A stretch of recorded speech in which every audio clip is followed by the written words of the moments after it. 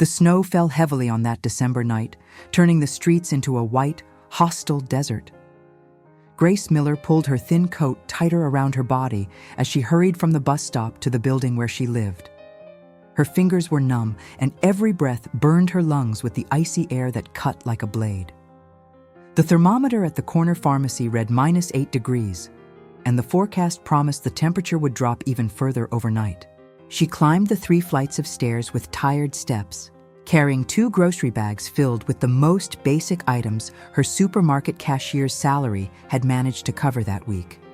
Pasta, discounted tomato sauce, bread that was close to its expiration date, milk, and a few bruised fruits the manager had let her take for half price. It wasn't much, but it had to last until next Friday. The electricity and water bills were overdue, and she had promised Liam she would buy the school supplies he needed for the new semester.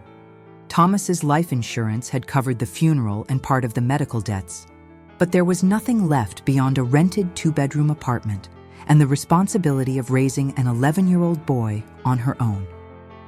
Grace opened the apartment door and felt the comforting warmth of the portable heater she had left on at its lowest setting. Liam was sitting at the small kitchen table, doing his homework under the yellowish light of an old lamp. He looked up when his mother came in, and Grace saw on her son's face the expression that broke her heart every single day since Thomas had died 6 months earlier. Forced maturity, a silence too heavy for a child. Liam never complained about anything, never asked for expensive toys, never cried when other boys talked about outings with their fathers. He simply absorbed everything with those brown eyes just like his father's, and tried to be strong for his mother. "Hi, Mom," he said softly, turning his attention back to his notebook. "Hi, my love. Are you hungry?" Grace forced a smile as she began putting the groceries away. "Kind of. I ate the rest of the rice that was in the fridge." Grace felt the familiar knot in her throat. Liam never said he was hungry, even when he was. She promised herself she would make a proper dinner that night, something that would fill the boy's stomach and let him sleep peacefully. That was when the knocking echoed through the apartment. They weren't normal knocks, the kind that announced a neighbor or a pizza delivery. They were weak, hesitant, almost desperate. Knock, knock, knock. A long pause. Then knock, knock, even weaker, as if the person on the other side was giving up. Grace and Liam exchanged a look. No one visited them at that hour, especially on a night like that. Grace felt her heart race as she walked toward the door, drying her hands on her apron. Through the small hallway window, she couldn't see anyone. She hesitated for a moment, her hand on the doorknob, remembering all the safety warnings Thomas used to give. But then the knocking started again, even weaker, and something in the sound of those desperate taps made Grace turn the key and open the door. What she saw took her breath away. An elderly woman stood in the freezing hallway, shaking uncontrollably, hugging herself. She wore only a thin beige wool coat that had once been elegant but was now dirty and torn at one sleeve, a dark skirt, and flat shoes completely soaked through. There were no gloves, no scarf, no hat. Her white hair was disheveled and damp from melting snow, stuck to her wrinkled face, which had a frightening pallor. But what shocked Grace the most were the woman's eyes. They were blue, clear, and completely lost, as if she had no idea where she was or how she had gotten there. "Please," the woman whispered in a trembling voice. I don't know where I am." Grace froze for an instant that felt like an eternity. Part of her wanted to close the door, call the police, protect Liam from any danger. She was a woman alone with a young child. She couldn't risk their safety for a stranger. But the other part of her, the part that still believed in humanity even after everything she had lost, saw only a fragile, desperate person who would die if she stayed out in that cold. "Mom?" Liam had come closer, looking at the scene over Grace's shoulder. The elderly woman stumbled one step forward, and Grace instinctively reached out to support her. The woman's body was as light as a bird's, and she was shaking so much that Grace felt the vibrations through her thin coat. "I'm so sorry," the woman murmured. "I didn't want to bother anyone. I can't remember. There's something wrong with my head." And it was in that moment that Grace made the decision that would change everything. It wasn't a rational, calculated, or safe decision. It came from somewhere deep inside her. From that place where the old Grace still existed, the Grace Thomas had loved because she believed the world could be better if each person did their part. "Come in," Grace said softly, guiding the woman inside the apartment. "It's freezing out there. If you are listening to this story right now, I ask that you subscribe to the channel and leave a like, because what happens next will touch your heart in ways you don't expect." This is not just a story about kindness or reward.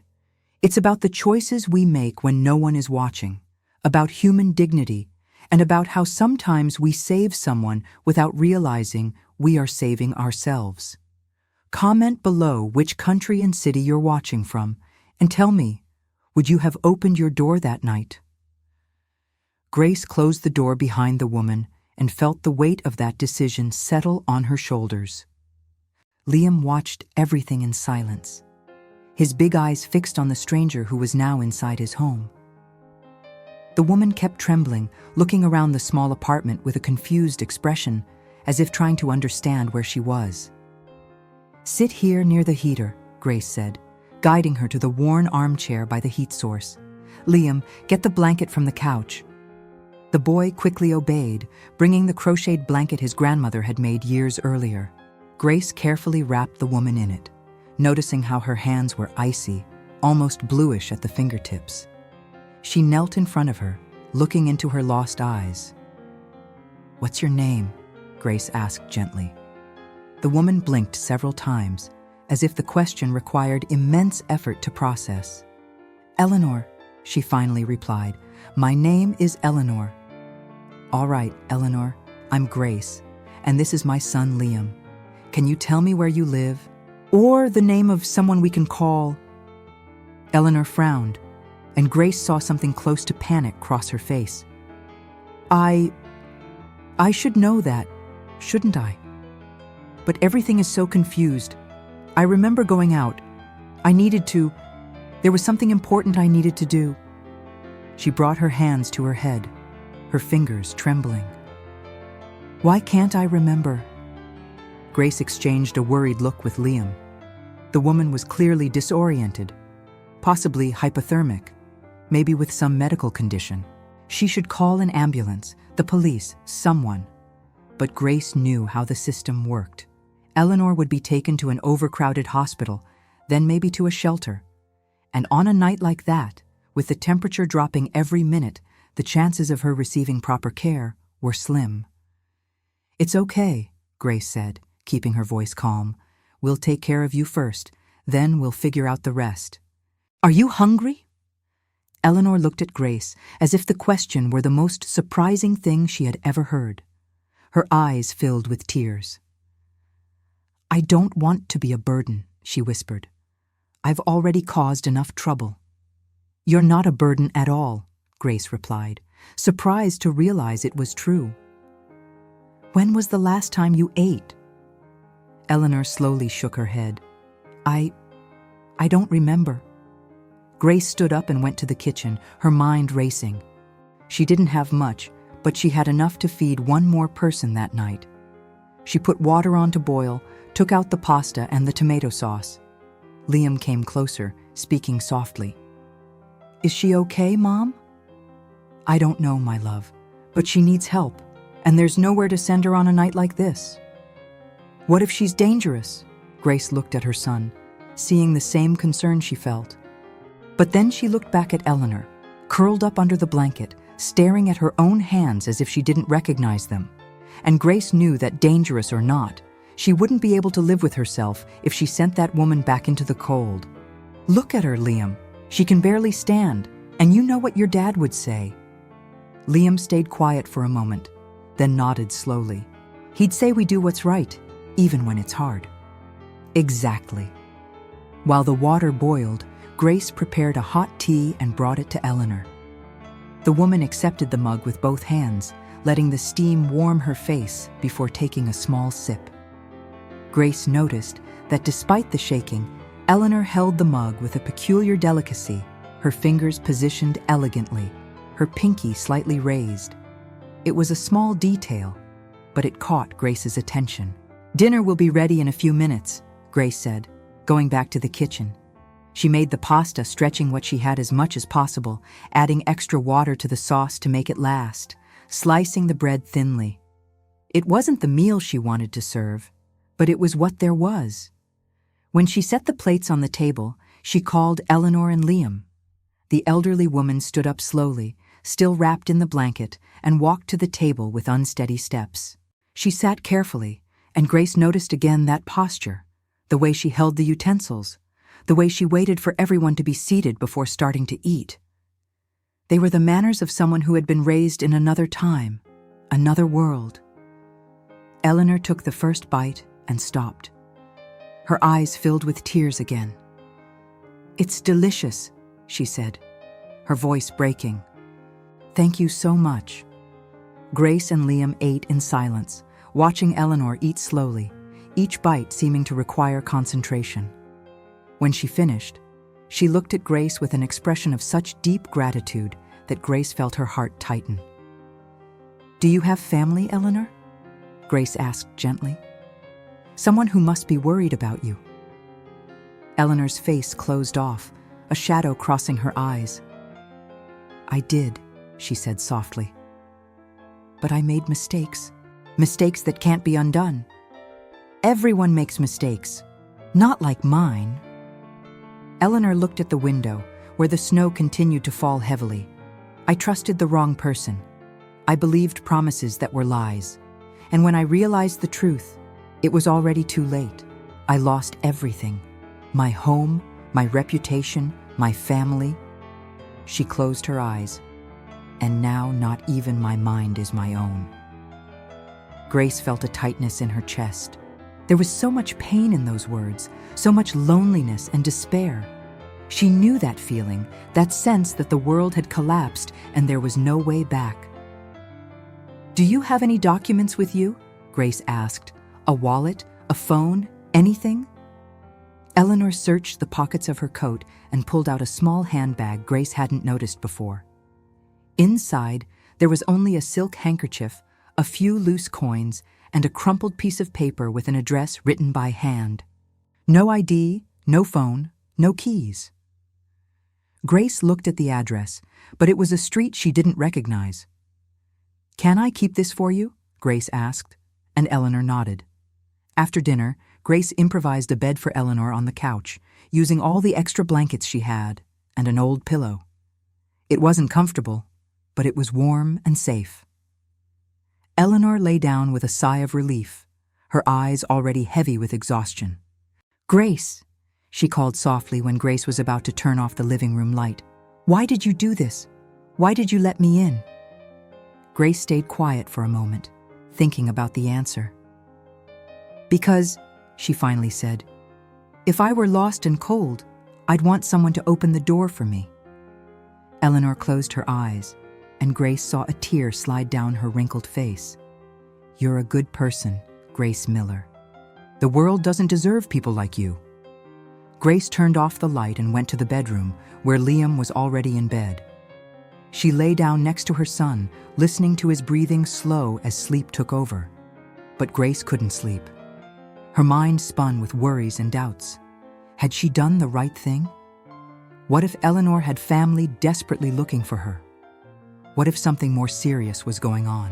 She thought of Thomas, of how he always said the best decisions in life were rarely the safest ones. He had been like that, a man who helped strangers, who believed in second chances, who saw good in people even when no one else did. Grace missed him with a physical intensity, a pain in her chest that made her want to scream. The hours passed slowly. Grace drifted in and out of sleep. It was during one of those moments that she heard a sound coming from the living room. She got up carefully so as not to wake Liam and walked quietly to the door. Eleanor was sitting on the couch, wrapped in the blanket, looking out the window at the snow that was still falling. The streetlight illuminated her profile, revealing an expression of such deep sadness that Grace felt like crying just looking at her. And then Eleanor began to murmur, her voice low but clear in the silence of the night.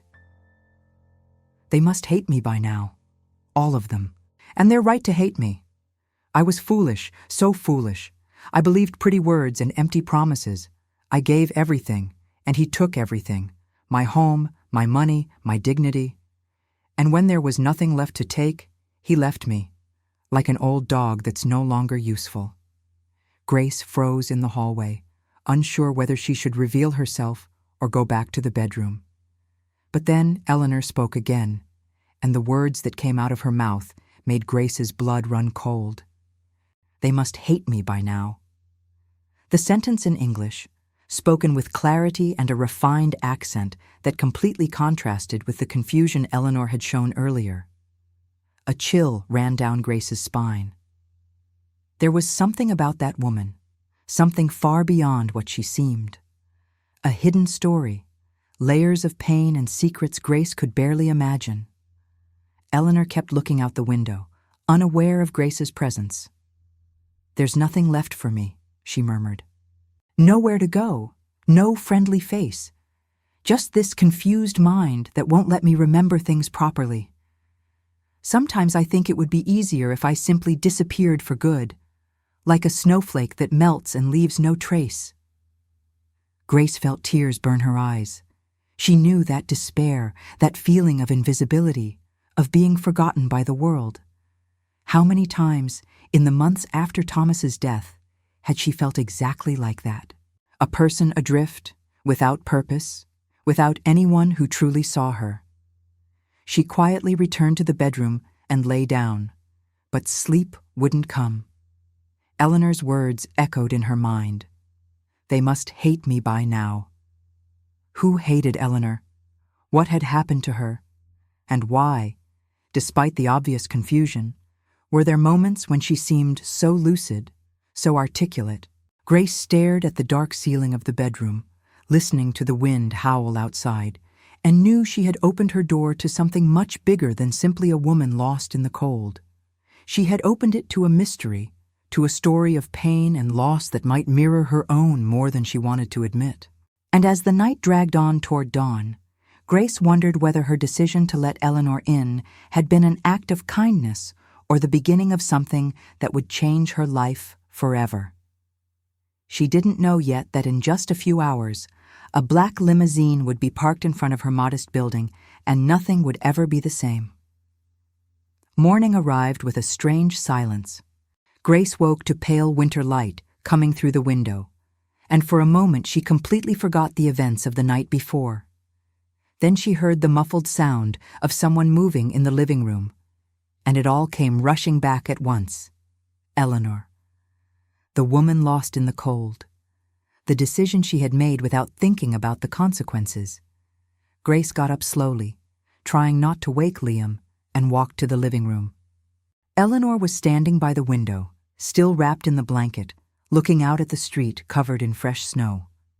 The storm had passed overnight, leaving everything white and immaculate, as if the world had been reset. When Eleanor heard Grace approaching, she turned, and Grace was surprised to see that the confusion from the night before seemed to have eased a little. Eleanor's blue eyes were more focused, more present. "Good morning," Eleanor said softly. "I hope I didn't wake you. I tried to be quiet." "Good morning," Grace replied, still processing the change in the woman's demeanor. "How are you feeling?" Eleanor hesitated, as if taking an internal inventory of herself. "Better," she finally said, "warmer, at least, and a little less lost." She looked at Grace with an expression that mixed gratitude and shame. "I remember last night, you letting me in, dinner, your kindness, and I feel terribly embarrassed for showing up at your door like that." "You have nothing to be embarrassed about," Grace said, walking to the small kitchen. "Would you like some coffee?" "I'd love some, if it's not too much trouble." Grace started making the coffee, watching Eleanor out of the corner of her eye. There was something different about her in the daylight. The upright posture even under the blanket, the careful way she moved through the space, as if she were used to environments where every gesture mattered. And her hands, now that Grace could see them better, were the hands of someone who had never done heavy work. The skin was thin and delicate, blue veins visible beneath the surface, but the nails were well cared for, and there were clear marks where rings used to be. "Eleanor," Grace began as the coffee dripped, "I need to know where you live. There must be people looking for you." Eleanor's face closed off again, that familiar shadow returning to her eyes. "There's no one looking for me, Grace. I can assure you of that." "How can you be sure?" Eleanor sat down at the kitchen table, her hands closing around the scratched surface. "Because I made sure no one would find me. I left, and I didn't leave a trace. It was deliberate, not confusion." She looked at Grace, and there was crystal clear lucidity in her eyes now. "You must be wondering if I'm crazy, if I'm running from something terrible. And the truth is, I don't know what I am anymore. My mind, it comes and goes. Sometimes it's clear as glass. Sometimes it's like trying to see through thick fog. But one thing I do know, I made choices that cost me everything. And when there was nothing left to lose, I simply left." Grace poured the coffee into 2 old mugs and sat across from Eleanor. "Everyone deserves a safe place," she said simply. "Not everyone," Eleanor replied, staring at the steaming mug. "Some people make choices so terrible that they don't deserve anything anymore." "What did you do that was so terrible?"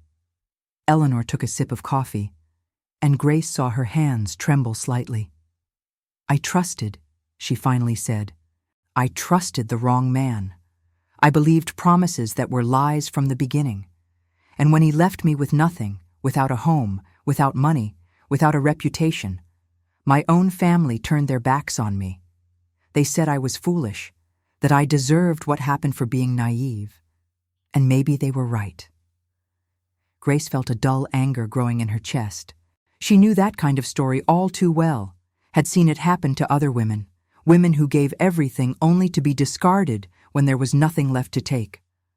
"No one deserves to be abandoned," she said firmly, "no matter what mistakes they made." Eleanor looked at Grace with an intensity that made the younger woman shrink slightly. "You're too young to understand," Eleanor said, but her voice wasn't condescending, just tired. "When you reach my age, when you lose everything and discover that your own family prefers to pretend you don't exist, you start to believe that maybe they're right. Maybe you really don't deserve anything better." At that moment, Liam appeared in the bedroom doorway, still in his pajamas, his hair messy. He looked from Grace to Eleanor and back to Grace, processing the scene. "Good morning, Liam," Eleanor said with a gentle smile. "I hope I'm not taking up too much space in your home." "You're not," Liam replied, walking to the fridge. "It's really cold outside. Mom, is there no school today?" Grace looked out the window and realized the snow really had been heavy. "Probably not," she said. "I'll call the office too and let them know I won't be able to make it to work." She prepared a simple breakfast with what she had: toast, a little jam, the milk she'd bought the day before. They ate together at the small kitchen table, and Grace watched how Eleanor interacted with Liam. There was genuine kindness in the way she spoke to the boy, asking about school, about what he liked to do, listening to his answers with real attention. It wasn't the forced attention some adults gave children, but authentic interest. "Do you like to read?" Eleanor asked when Liam mentioned a book he was reading for his English class. "Yes," Liam replied, perking up a bit. "Especially adventure stories. My dad used to read to me before bed." The silence that followed was heavy. Grace saw Eleanor register the information, the way Liam had used the past tense, and something in her face softened even more. "Your father was a wise man," Eleanor said gently. "Stories are portals to other worlds. When I was young, I had an entire library. I spent hours there, lost among the pages. "What happened to your books?" Liam asked with the blunt honesty typical of children. Eleanor stayed quiet for a long moment. "They were sold," she finally said, "along with everything else. When you lose a house, you lose everything inside it." Grace saw Liam's expression change, that early understanding of pain and loss crossing his face. "I'm sorry," he said softly. "Thank you, dear. But you know, I'm learning that sometimes we lose material things to discover what really matters. And what matters are moments like this: a warm table, decent coffee, kind company." Eleanor looked at Grace. "Your mother saved me last night, Liam. She had no reason to trust me, to let me in, but she did. And that says more about the kind of person she is than anything I could ever express in words." Liam looked at Grace with obvious pride, and Grace felt her cheeks warm. She didn't feel like a hero. She felt like a desperate woman trying to do the right thing in a world that rarely rewarded kindness. After breakfast, while Liam occupied himself with a puzzle in the living room, Grace started washing the dishes. Eleanor came closer with a dish towel. "Let me help," she said. "You're my guest. And you're my savior. The least I can do is dry a few dishes." They worked in silence for a few minutes, falling into a comfortable rhythm. It was Grace who finally broke the silence. "Eleanor, the confusion you feel, how long has it been happening?" Eleanor paused, the towel still over a plate. "A few months," she admitted. "At first it was just small lapses, forgetting where I'd put something, losing track of a conversation. But it got worse. There are days when I wake up and don't know what day it is, or where I am. And then the clarity comes back, and I'm terrified thinking about what I might have done during those lost moments." She looked at Grace. "Last night was one of the worst episodes. I went out to... I don't remember exactly, but suddenly I was on the street, lost, not knowing how I'd gotten there. And it was so cold, Grace. A cold that hurt down to the bones. You need to see a doctor. I don't have money for doctors. I don't have money for anything." Grace dried her hands and turned to face Eleanor directly. "You had money before," she said, not as a question, but as a statement. Eleanor smiled sadly. "A lot of money, more than I needed or deserved. I inherited a considerable fortune when my husband died 15 years ago. I thought I was being smart, securing my future. But then I met Daniel." The name came out heavy with bitterness and regret. Grace waited, giving Eleanor space to continue. "He was charming, attentive, everything a lonely widow could want. He said he loved me, that he wanted to spend the rest of his life with me. And I believed him. I believed every word, every promise. I gave him access to my accounts, put properties in his name because he said it was for legal protection. I was a complete fool." "You were someone who wanted to believe in love," Grace corrected gently. "Love," Eleanor repeated the word as if it were poison. "It wasn't love. It was calculated manipulation. When he had everything he wanted, he simply disappeared. Left me with debts I didn't even know existed, lawsuits, creditors knocking at the door. My family, they blamed me, said I'd been foolish, that I should have protected the family assets. Some even hinted that I'd been an accomplice, that maybe I'd planned it all with Daniel." Did they really think that? Grace couldn't hide the indignation in her voice. Either they thought that, or it was easier to think that than to admit they simply didn't care enough to help me. Either way, they cut me off completely. No calls, no visits, nothing. It was as if I had died. Eleanor looked out the window, her voice growing distant. "Sometimes I think it would have been easier if I really had died.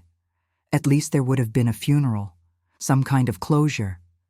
But this is just a slow, lonely disappearance." Grace felt tears burn her eyes. There was something deeply familiar in that pain, that sense of being forgotten, of not mattering to anyone. Since Thomas died, she had felt that too. His family, who had always been distant, had simply vanished. Friends who promised to be there disappeared after a few weeks. It was as if her grief were contagious, as if no one wanted to stay too close for fear of being infected by sadness.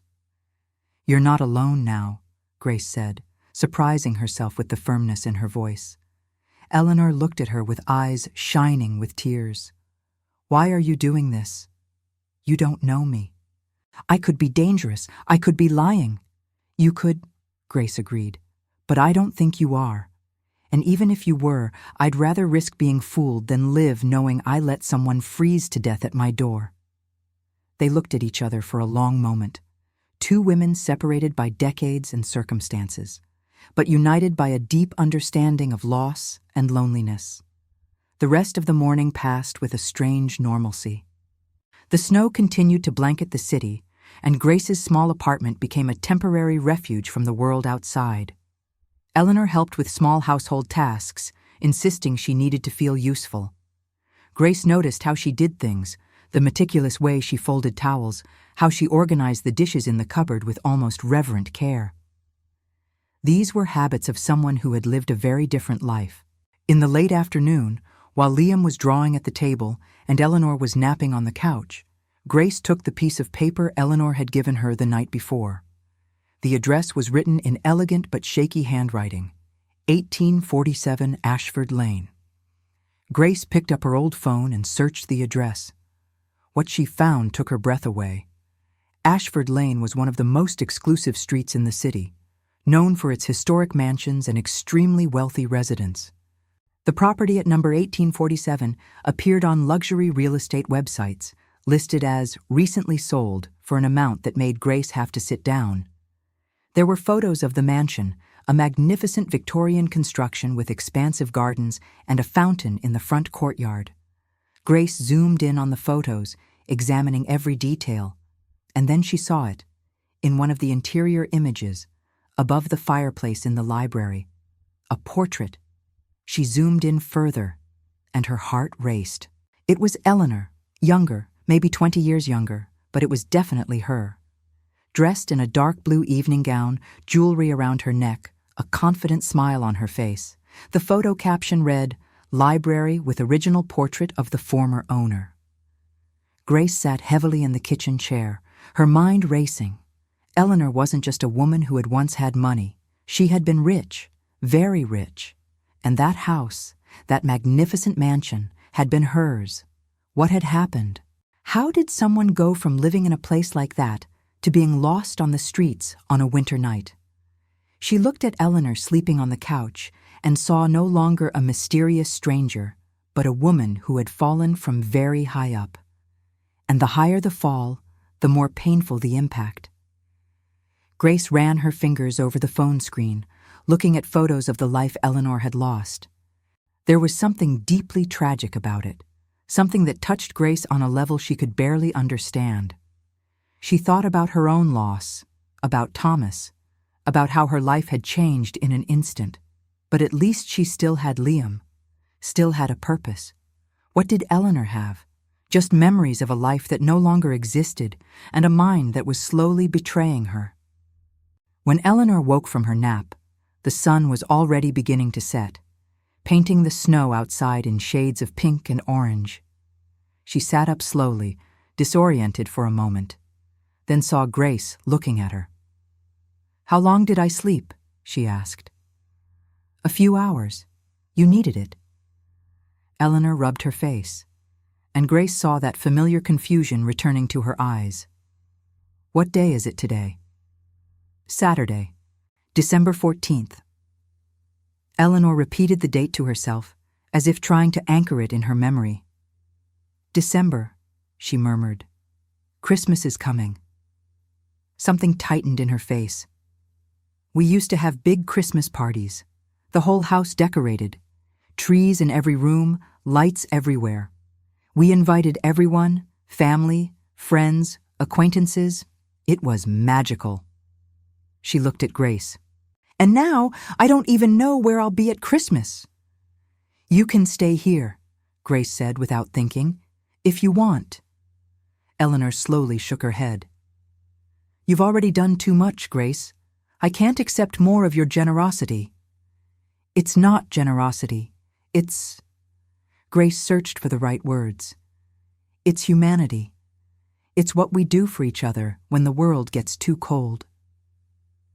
They had dinner together again, an even simpler meal than the day before. Grace had stretched everything she had, but she was starting to worry. Her supplies were running low, and she wouldn't be paid until the end of the following week.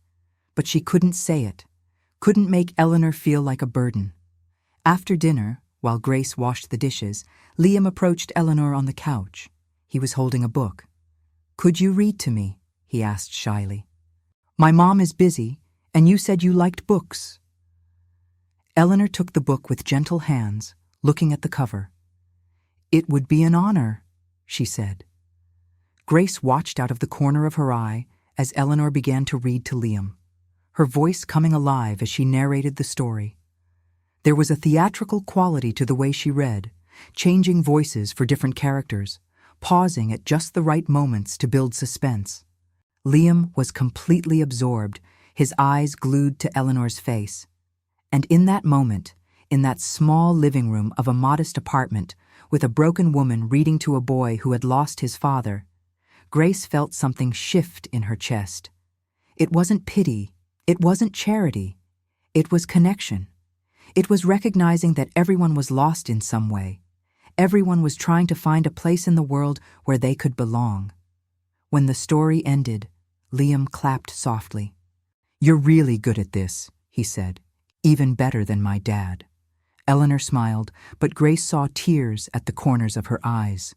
Thank you, dear. That means a lot to me. After Liam went to bed, Grace and Eleanor stayed up in the living room, drinking hot tea. The conversation flowed more easily now, as if they had crossed some invisible barrier.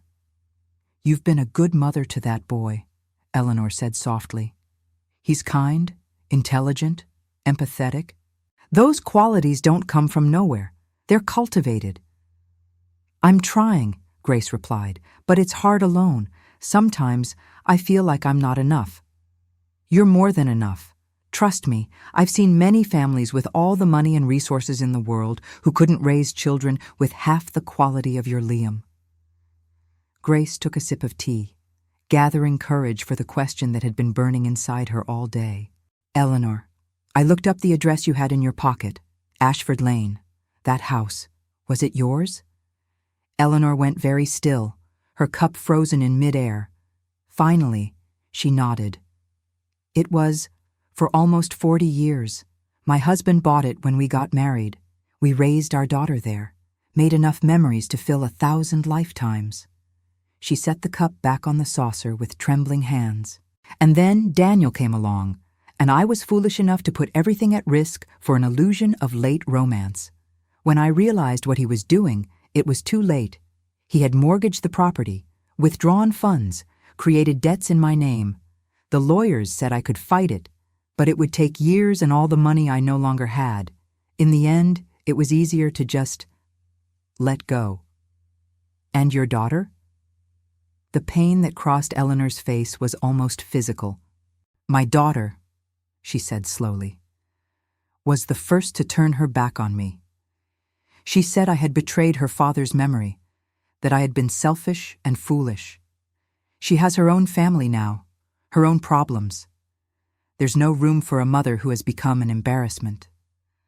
I'm so sorry, Grace whispered. So am I. Eleanor looked at her own hands. You know what's strangest? It's not the loss of the money that hurts the most. It's not the material things. It's the loneliness. It's waking up every day knowing there's no one in the world who cares whether you're alive or dead. It's looking back and realizing that everything you built, all your relationships, everything was more fragile than you ever imagined. Grace felt the words resonate inside her. She knew that loneliness, that fear of not mattering to anyone. It was the same fear that had haunted her since Thomas died. You matter to me, Grace said simply. And to Liam. Eleanor looked at her, and her tears finally fell freely. "How can you say that? You barely know me." "I know enough. I know you're kind, that you love books, that you read stories to children with your heart. I know you're suffering, but still try to be polite and helpful. I know you're scared, but not bitter. That's enough for me." They cried together that night. Two women the world had hurt in different but equally deep ways. And when they finally went to sleep, Grace felt something she hadn't felt in a long time. It wasn't exactly hope, but it was close. It was the feeling of not being completely alone. But what Grace didn't know, as she finally drifted off to sleep, was that the next morning everything would change. A black limousine would be parked in front of her building, and Eleanor's past, with all its secrets and consequences, would come knocking at her door. And Grace would have to decide, once again, what kind of person she wanted to be. Grace woke to the sound of muffled voices drifting up from the street. Outside, it was still dark, that heavy winter darkness when the sun is slow to rise. She glanced at the clock on the nightstand, 6:30 on a Sunday morning. Who would be making noise at that hour? Liam was still sleeping deeply beside her, tangled in the blankets. Grace rose carefully and walked to the living room window, gently pulling the thin curtain aside. What she saw made her freeze.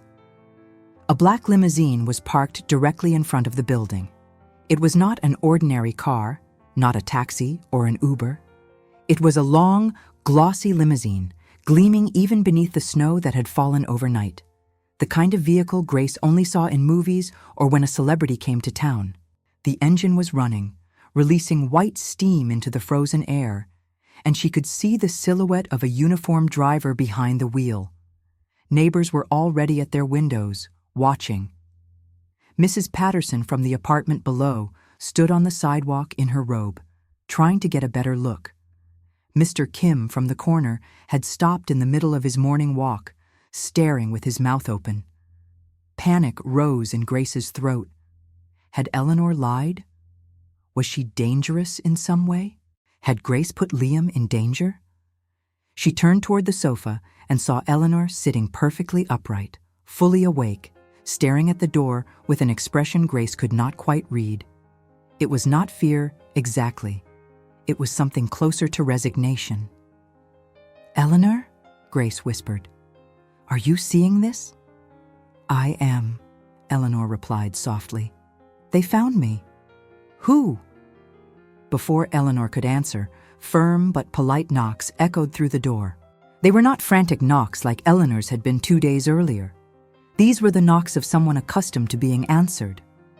Grace looked from Eleanor to the door and back again. Her heart was pounding so loudly she could hear it in her ears.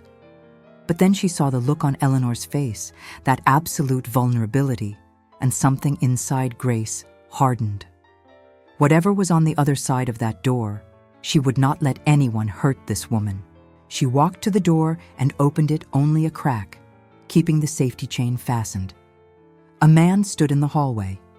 He was about 50 years old, wearing an immaculate dark suit beneath a gray wool overcoat, holding a hat in his hands.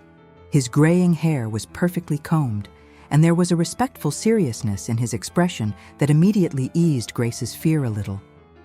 "Good morning, ma'am," he said in a deep, courteous voice. "My name is Richard Caldwell. I apologize for the early hour, but I am looking for Eleanor Whitmore. I have reason to believe she may be here." Grace tightened her grip on the doorknob. "And why do you think that?" "Because," Caldwell said gently, "this was the last location registered by the emergency tracker Mrs. Whitmore carries before its battery died. Is she well? Is she safe?" Grace looked back at Eleanor, who had risen from the sofa. The elderly woman nodded slowly, giving silent permission. Grace opened the door fully. Caldwell stepped inside carefully, and the moment his eyes landed on Eleanor, his entire expression changed. Professional composure gave way to something close to relief and genuine concern. "Mrs. Whitmore," he said, his voice breaking slightly. "Thank God. We were desperate. When your location signal stopped 2 days ago, we thought, well, we feared the worst. Eleanor lifted her chin, reclaiming some of the dignity Grace had glimpsed before. How did you find me, Richard? The emergency tracker in your locket, Caldwell replied. The one you still wear, thankfully. When it became clear you were missing, we activated the protocol. The signal brought us to this area. And then we discreetly asked local shopkeepers. A newspaper vendor remembered seeing a woman matching your description entering this building on the night of the storm. Grace's legs felt weak. Eleanor had a tracker. People had been looking for her. Caldwell finally looked at Grace, and there was something in his gaze that made her feel exposed and judged all at once. And you are? Grace Miller. I found Eleanor at my door 2 days ago. She was disoriented, freezing. I let her in. Caldwell studied Grace for a long moment. You sheltered her, he said, and it did not sound like a question.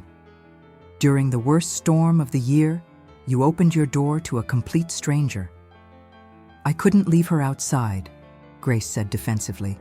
She would have died. Yes, Caldwell agreed softly. She would have. He looked around the small apartment, noting the old but clean furniture, the table covered with Liam's drawings, the obvious modesty of the place. And you had no idea who she was. Not until yesterday, when I looked up the address she had in her pocket. Caldwell nodded slowly, then turned to Eleanor. Mrs. Whitmore, we need to take you back. Your family is, well, they are worried. Are they? Eleanor said, bitterness in her voice. Which family, Richard? The daughter who hasn't spoken to me in months? The grandchildren who were forbidden to visit? Or the family that abandoned me when I needed them most? Things have changed, Caldwell said carefully. There have been developments, but we need to speak privately, and you need proper medical care. At that moment, Liam appeared in the bedroom doorway, rubbing his eyes. He looked at the unfamiliar man in the suit and immediately moved closer to Grace. Mom, what's going on? Grace placed a hand on her son's shoulder. It's okay, sweetheart. Caldwell looked at Liam, then at Grace, and something in his expression softened. This is your son? Yes. How old is he? 11. Caldwell was silent for a moment, then looked at Eleanor. She has a son, he said, as if it mattered deeply. Eleanor met Grace's eyes across the room. She has a son she is raising alone, with dignity and love, despite having so little. She saved me, Richard, not because she expected a reward, not because she knew who I was, but because it was the right thing to do. I understand, Caldwell said, and it sounded like he truly did. He turned back to Grace, and when he spoke again, there was a respect in his voice that had not been there before. Mrs. Miller, you sheltered one of the most misunderstood women in this city. Mrs. Eleanor Whitmore was, until recently, one of our most prominent and respected citizens. What happened to her? Well, it is a long and painful story.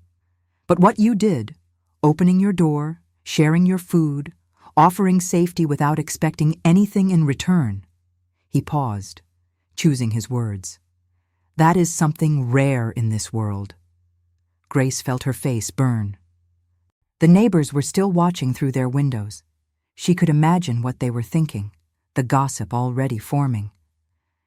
I just did what any decent person would do. No, Caldwell said firmly. Most people would have closed the door. Most would have called the police and washed their hands of it. You chose differently. He turned to Eleanor. With your permission, Mrs. Whitmore, I would like to take you back. There are matters that must be addressed, and your health needs to be our priority. Eleanor looked at Grace, and there was so much in her eyes.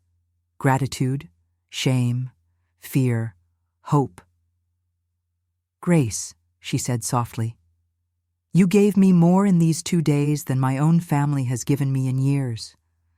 How can I ever thank you? You don't have to, Grace replied, tears burning. Just take care of yourself, and don't let anyone make you feel invisible again. Eleanor walked over and took Grace's hands. You are special, Grace Miller. Don't let the world convince you otherwise. And Liam, she said, turning to the boy, always be as kind as your mother. The world needs more people like that. Caldwell helped Eleanor into a coat he had brought, far more suitable for the cold. As they prepared to leave, he turned to Grace one last time. Mrs. Miller, may I have your phone number? Mrs. Whitmore will want to thank you properly when she is feeling better. Grace hesitated, then gave it to him. Caldwell wrote it carefully in a small leather notebook. And then they were gone. Grace and Liam stood in the doorway, watching Eleanor be gently guided into the limousine. Neighbors still stared, whispered. Grace saw Mrs. Patterson say something to another neighbor, both of them looking in her direction with expressions she could not decipher. The limousine drove away silently, leaving only tracks in the snow. Grace closed the door and slid down to the floor, her back against the wood. Liam sat beside her. Will she be okay? He asked. I hope so, Grace said. But as she sat there, in the silence of the apartment that suddenly felt emptier, Grace could not shake the feeling that this was not the end. It was only the beginning of something much bigger. The next 3 days were strange in a way Grace could not fully define.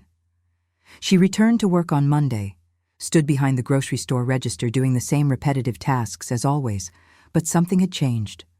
Or perhaps she had changed. The neighbors looked at her differently now, some with barely disguised curiosity, others with something that felt like suspicion. Mrs. Patterson stopped Grace in the hallway Monday evening, her eyes shining with that hunger for gossip some people cultivate like a hobby. Grace, dear, she said in that sugary tone that never meant anything good. That limousine on Sunday, was it connected to that strange woman you took in? Grace felt irritation rise but kept her voice polite. She wasn't strange. She was a woman who needed help. Yes, yes, of course, Mrs. Patterson said, waving a hand as if shooing a fly. But tell me, did she give you anything? Some kind of reward for your charity? The question felt like a slap. Grace felt her blood boil. I didn't help her expecting a reward. Of course not, dear. But you know how people talk. A limousine like that, coming for someone in our building. People get curious. Some are saying you knew who she was all along, that you planned everything. Planned what? Exactly, Grace asked, her voice dropping dangerously low. Mrs. Patterson shrugged. Oh, you know. A lonely widow, a child to raise, bills to pay, and suddenly a rich, confused lady appears. Convenient, wouldn't you say? Grace felt her nails dig into her palms. Excuse me, she said coldly, moving past her. I need to take care of my son. But the conversation followed her. The next night, while shopping at the same store where she worked, she heard 2 co-workers whispering near the dairy section. They didn't realize she was right there, just on the other side of the shelf. I heard the woman was a millionaire, one voice said, and that Grace knew it the whole time. Wouldn't surprise me, another replied. She's always been too quiet. You know, quiet people are the ones with the most secrets. Grace stood frozen, holding a carton of milk, her cheeks burning with anger and humiliation. She wanted to shout, to defend herself, but she knew it wouldn't matter. People had already chosen their narrative, and nothing she said would change it. Worse still was when Liam came home on Wednesday with red eyes. Grace was making dinner when she noticed something was wrong. What happened? She asked, kneeling in front of him. Liam tried to hold back tears. At school, some boys were saying things. What kind of things? That you took advantage of that lady, that you only helped her because you wanted money. One of them said you're a gold digger. Grace felt her heart shatter. She pulled Liam into a tight hug, feeling his small body shake with suppressed sobs. Listen to me carefully, she said firmly. I helped Eleanor because it was the right thing to do. I didn't expect anything. I didn't want anything. And the people saying those things, they say them because they're afraid. Afraid of what? Afraid that someone can do something good without expecting a reward. Because if I can do that, then they could too. And that means when they don't, when they close the door on someone who needs help, they have to face the fact that they made a choice. And it's easier to judge me than to judge themselves. Liam pulled back slightly, looking at Grace with eyes far too serious for a child. Do you regret helping her? Grace thought for a long moment. She thought of Eleanor trembling from the cold, of the shared meals, of the conversations that had touched deep places inside her. She thought of how much less alone she had felt during those 2 days. No, she said finally. I don't regret it at all.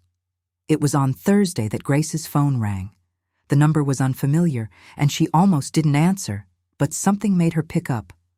Hello? Mrs. Miller, this is Richard Caldwell. We met on Sunday. Grace sat on the edge of the bed, her heart racing. Yes, I remember. How is Eleanor? She's well, physically. She's in a private clinic receiving the care she needs. The doctors have diagnosed early-stage dementia, but with proper treatment and supervision, she may have many good years ahead. He paused. She's been asking about you. Every day, in fact. Grace felt tears sting her eyes. I've been thinking about her, too. Mrs. Miller, I'd like to make a proposal. Mrs. Whitmore would like to see you, and there are some things that need to be discussed. Could you come to the Whitmore mansion tomorrow afternoon? I can send a car to pick you up. The mansion, Grace repeated, confused. I thought Eleanor had lost the house. That's part of what we need to discuss. Let's just say there have been recent developments. Would 3 o'clock be convenient? Grace looked around her small apartment, thought of the judging neighbors, the whispering co-workers, Liam coming home with tears in his eyes. Part of her wanted to refuse, to keep her distance, to protect herself and her son from more judgment. But another part of her, the part that still believed in kindness and human connection, needed to know Eleanor was okay. 3 o'clock is fine, she said at last. On Friday, Grace took the afternoon off work, picked Liam up early from school, and waited nervously in front of the building. At exactly 3 o'clock, a discreet black car pulled up. It wasn't the limousine, but it was elegant enough to draw the neighbors to their windows again. The driver, an older man in uniform, opened the door with a gentle smile. Mrs. Miller, Master Liam, please, get in. The drive to Ashford Lane took 20 minutes through increasingly refined neighborhoods. Grace held Liam's hand as they watched houses grow larger, gardens more elaborate, cars and driveways more expensive. She felt smaller with every passing block, more out of place. When they turned onto Ashford Lane, Grace caught her breath. She had seen pictures online, but nothing had prepared her for the reality.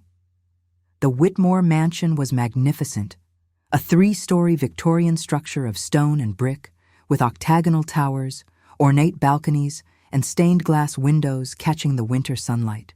The front garden, even covered in snow, was clearly professionally maintained, with statues and fountains that looked like works of art. Wow, Liam whispered beside her. The car stopped at the circular drive, and Caldwell was waiting on the front steps. He came down to greet them, impeccably dressed as before. Mrs. Miller, Liam, welcome, Mrs. Whitmore is eager to see you. He guided them through massive double oak doors into an entrance hall that took Grace's breath away. The ceiling rose 3 stories high, dominated by a sweeping marble staircase. Crystal chandeliers hung above, paintings in gilded frames covered the walls, and a Persian rug that probably cost more than everything Grace owned stretched across the polished floor. This way, please, Caldwell said, leading them through tastefully decorated corridors until they reached a library. And what a library it was! Mahogany shelves stretched from floor to ceiling, filled with leather-bound books. There were sliding ladders, comfortable leather armchairs, reading tables with green glass lamps, and marble fireplaces burning at either end of the room. And seated in one of the armchairs, a cashmere shawl over her shoulders and a teacup in her hands, was Eleanor. She looked different. Her white hair was neatly styled into an elegant bun. She wore fine clothes, and there was color in her cheeks. But what struck Grace most was the change in her eyes. There was still occasional confusion flickering through them. But there was also clarity and determination Grace had not seen before. "Grace," Eleanor said, her voice breaking with emotion. She stood with the help of a cane, and Grace hurried forward to embrace her. They held each other for a long moment, two women who had shared something deep and life-altering in the span of 2 days. "How are you?" Grace asked when they finally pulled apart. "Better. Much better." Eleanor looked at Liam and smiled. "And this young gentleman who loves stories. How are you, Liam?" "I'm fine, ma'am," Liam replied politely, his eyes wide as he took in the grandeur of the library. Eleanor motioned for them to sit, and Caldwell discreetly positioned himself near the fireplace, hands clasped behind his back. "Grace," Eleanor began, her hands trembling slightly as she set her teacup on the table. "There are things I need to tell you. Things that explain how I came back to a house I thought I had lost forever." Grace waited, feeling Liam lean closer to her on the sofa. "After you took me in, after Richard found me, things began to unravel quickly. It turns out Daniel, the man who stole everything from me, had committed far larger frauds than I ever imagined. Not just against me, but against dozens of others. The authorities finally caught him, and when they investigated, they discovered many of the transactions he made in my name were illegal. The lawyers were able to reverse the sale of this house and recover much of the assets." Relief washed over Grace. "That's wonderful, Eleanor." "It is," Eleanor agreed. "But do you know what's even more wonderful? My daughter came to see me. For the first time in nearly a year, she came. And she cried, 'Grace.' She cried and apologized. She said she had been afraid, angry, confused, and that somehow it was easier to blame me than to face the fact that her mother had been a victim." Eleanor wiped away a tear. "We're not completely healed yet. It will take time. But for the first time in a long while, there is hope." "I'm so happy for you," Grace said sincerely. Eleanor took Grace's hands in hers. "And all of this second chance, this possibility of reconciliation with my daughter, only happened because you kept me alive long enough for Richard to find me. If you had closed that door, Grace, I would have died that night. The doctors were very clear about that. One more hour in the cold, and my body would have simply given up." Tears streamed down Grace's face. "I couldn't leave you there." "I know. And that is why you are special." Eleanor glanced at Caldwell, who nodded and left the room briefly. When he returned, he carried a leather folder. "Grace," Eleanor said, her voice growing steadier, "I want to do something for you. Not because I feel I owe you, not out of obligation, but because I want to. Because you and Liam deserve more than the world has given you." Alarm rose in Grace's chest. "Eleanor, you don't have to. Please, let me finish." Eleanor opened the folder and removed several documents. "I spoke with my lawyers, with Richard, with my daughter, and we all agree. We want to create an educational fund for Liam. Something that ensures he can attend any university he chooses, without debt, without financial worry." Grace gasped. "Eleanor, I can't accept that. I didn't help you for money." "I know you didn't," Eleanor said passionately. "That's exactly why I want to do this. It's not payment, Grace.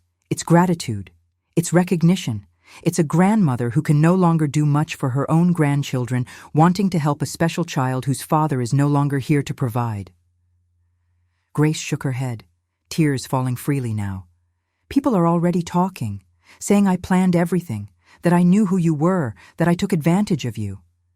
"Let them talk," Eleanor said firmly.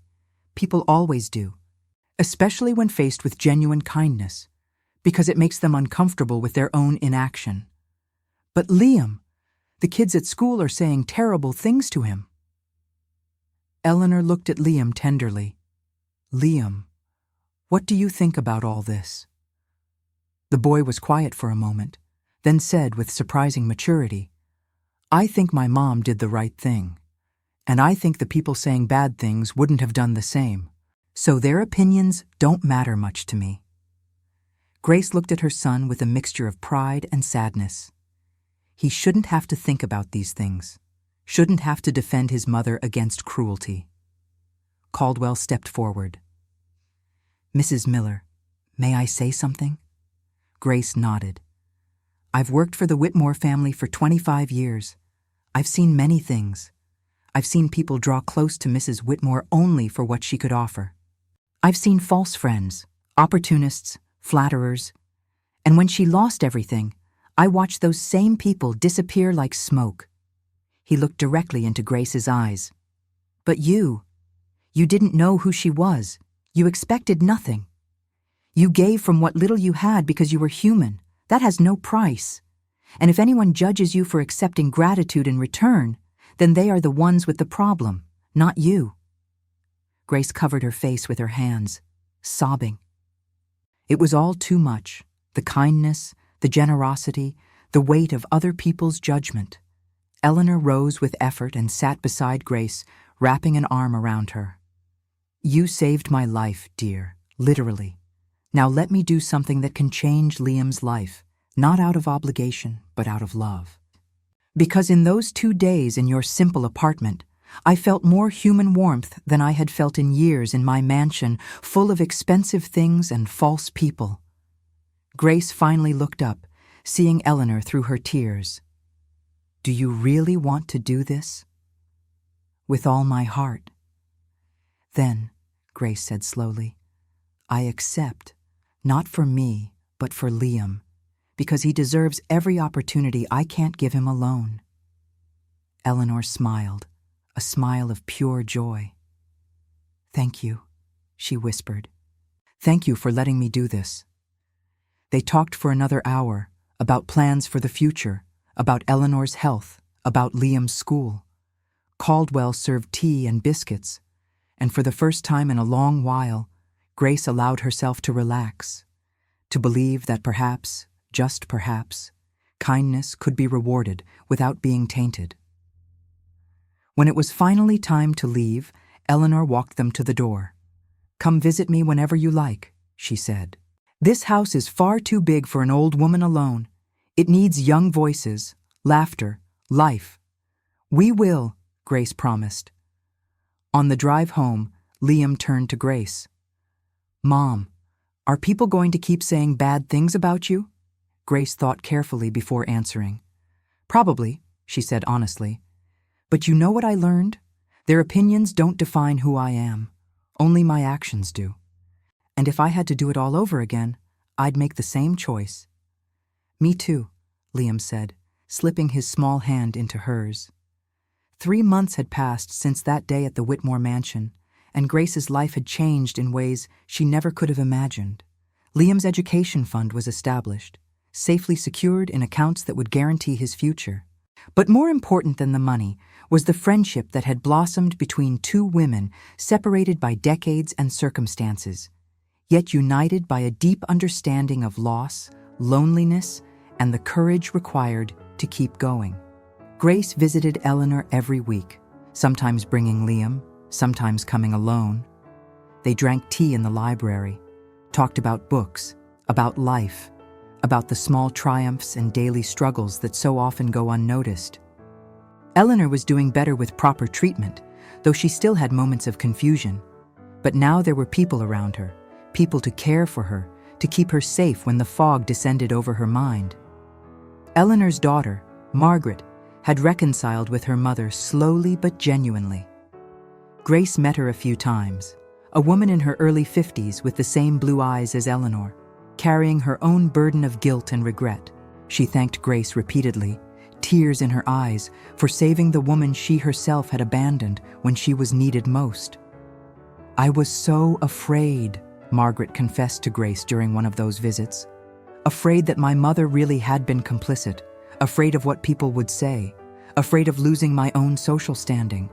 And then I realized that in trying to protect my reputation, I had lost my humanity. You, a stranger with so little, did what I, her daughter with so much, couldn't do. That will haunt me for the rest of my life." Grace had no easy words of comfort to offer. She simply said, "You're here now. That's what matters." But not everything had been easy. The neighbors continued whispering for weeks. Some looked at Grace with barely concealed envy, others with lingering suspicion. Mrs. Patterson spread rumors that Grace had planned everything from the beginning, that she had somehow known Eleanor was wealthy and had manipulated her. Mr. Kim stopped greeting her in the hallway. At work, things grew tense. Colleagues who had once been friendly became distant. During lunch breaks, Grace often ate alone, overhearing fragments of conversations about people who get too lucky and how some manage to get everything without deserving it. And yet, she would look at Liam. She saw how he was growing with a deep sense of empathy and justice, how he stood up for other children at school who were being bullied, how he had become a voice for those who had no voice. And Grace knew that no matter what others thought, she had taught her son the most important lesson of all, that kindness is not weakness, that compassion is not naivety, and that doing what is right is rarely what is easy. It was on a March afternoon, when the first signs of spring were beginning to appear, that Eleanor called Grace with an unusual urgency in her voice. "Grace, my dear, could you come here today? There's something important I need to discuss with you." Grace felt her stomach tighten. She had learned to recognize the tones in Eleanor's voice, and this one was serious. "Is everything all right? Your health?" "My health is as well as it can be. But there's something... Please, come." Grace caught the next bus to Ashford Lane, her heart racing the entire way. When she arrived at the mansion, Caldwell greeted her with a solemn expression. "Mrs. Whitmore's in the library," he said. "She's asked for privacy." Grace entered the library and found Eleanor seated in her favorite armchair, but this time she wasn't alone. Margaret was there, along with an older man in a suit Grace didn't recognize, and a younger woman holding a folder of documents. "Grace," Eleanor said, gesturing to a chair, "please sit down. These are the people I mentioned. My lawyer, Mr. Harrison, and my accountant, Ms. Chen." Grace sat down, confused and a little frightened. "What's going on?" Eleanor took a deep breath. "I've been thinking a great deal these past months, about what truly matters, about legacy, about how I want to spend the time I have left." She looked at Margaret. "My daughter and I have talked at length about this, and she agrees with what I'm about to propose." Margaret nodded, her eyes shining with restrained tears. Eleanor continued, "Grace, you saved my life, but you did more than that.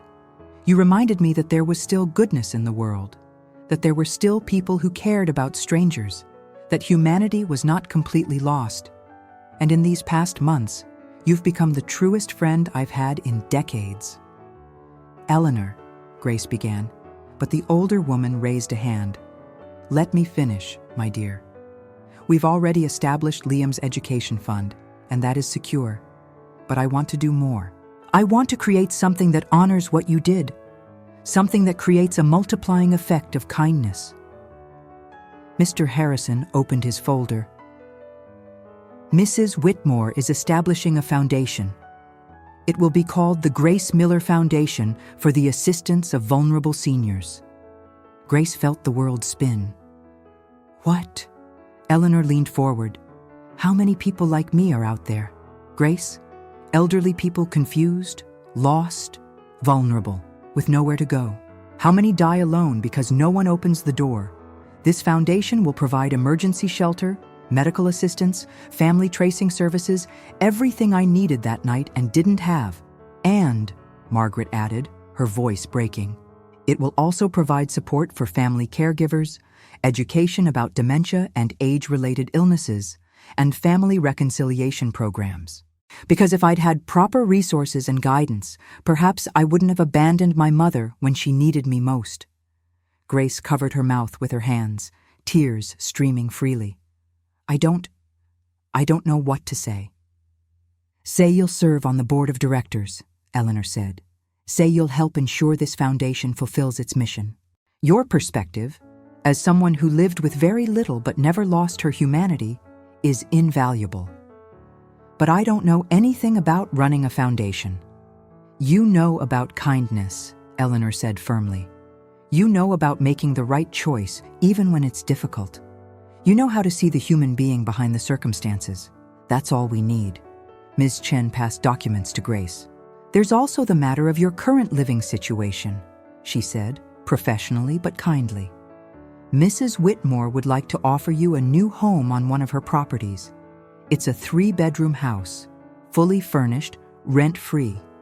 In return, you would serve as the foundation's resident director. Grace looked from one person to another, unable to process it all. You want me to move into a new house? To work for the foundation? We want you to be part of the family, Eleanor said simply. We want Liam to grow up in an environment with space, safety, and opportunity.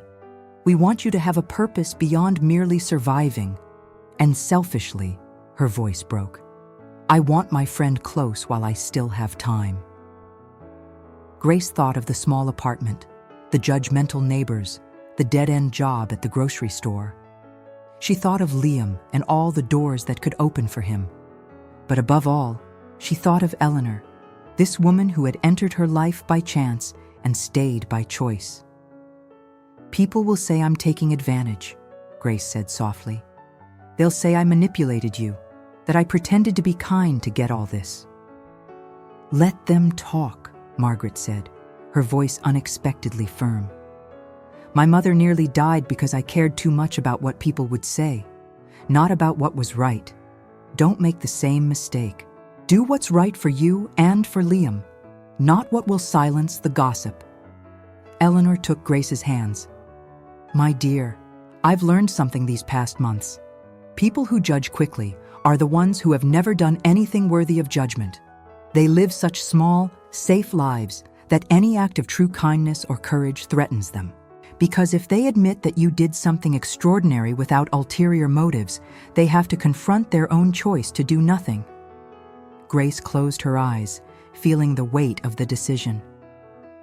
And then she thought of Thomas, of his last words to her in the hospital. Live, Grace. Don't just exist. Live.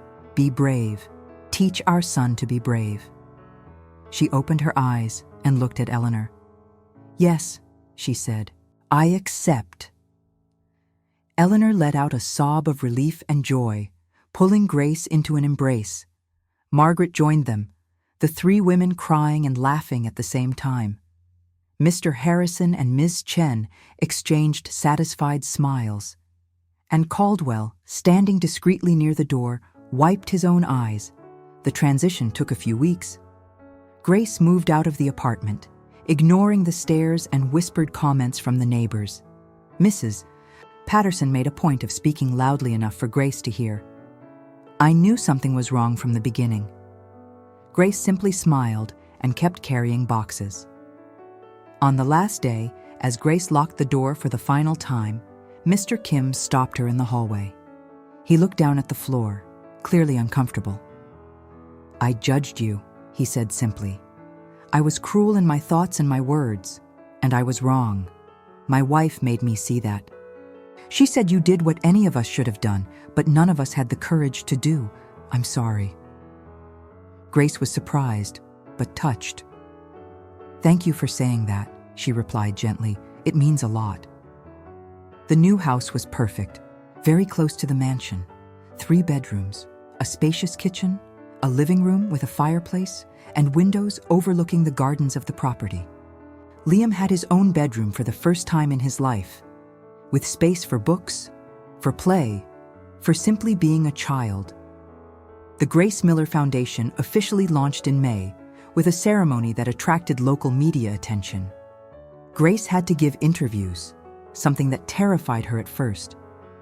But Eleanor stood by her side, and Margaret too, and together they told the story. Not a romanticized version, but the truth. One woman made a simple choice on a cold night, and that choice saved a life and created ripples that spread far beyond that single moment. Some reporters tried to stir controversy, asking questions about motives and rewards, but Grace answered with calm honesty. "I didn't know who she was. I expected nothing. I did what any decent person should do. The fact that it led to something bigger doesn't change the purity of that initial choice. And if that makes some people uncomfortable, perhaps they need to ask themselves why." In the months that followed, the foundation began its work.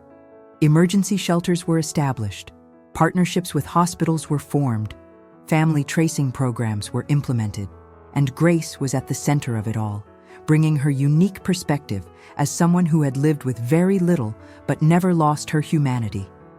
She met dozens of elderly people in situations similar to Eleanor's. She listened to their stories, held their hands, ensured that no one else would die alone in the cold because every door was closed. And in every face, she saw Eleanor on that first night, trembling and lost, and felt gratitude for having made the right choice. Eleanor remained involved with the foundation as much as her health allowed. There were bad days, days when the confusion was so thick she didn't even recognize Margaret. But there were good days too, days when her mind was clear as crystal and she could work alongside Grace, planning the next program, discussing cases, making a difference. It was on one of those good days, almost a year after that fateful night, that Eleanor and Grace were sitting in the library, reviewing foundation reports.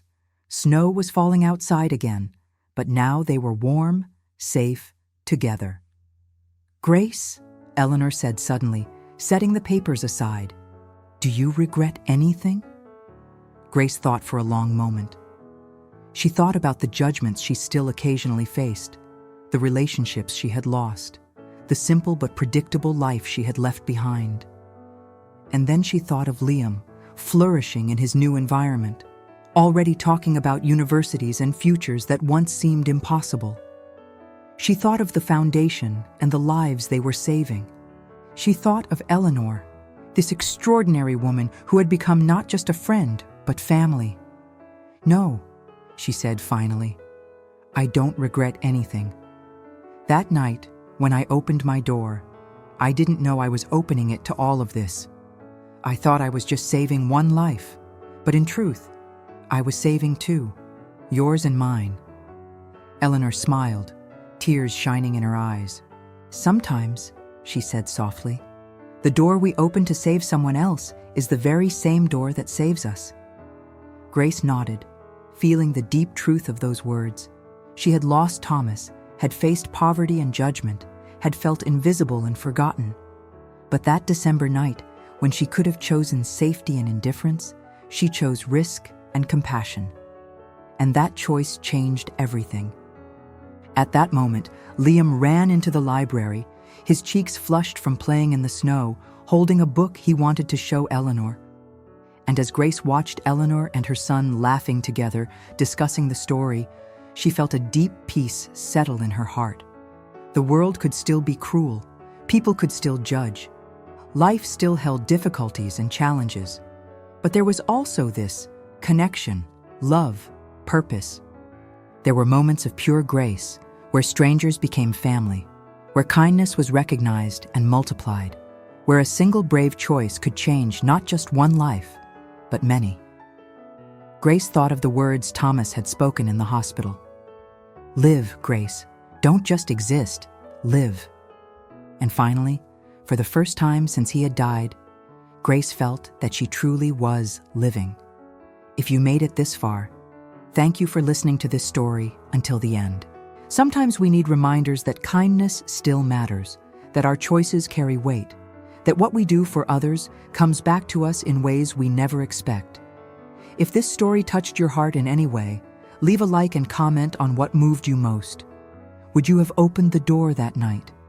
Would you have had Grace's courage to do what was right, even when it was hard? Until the next story.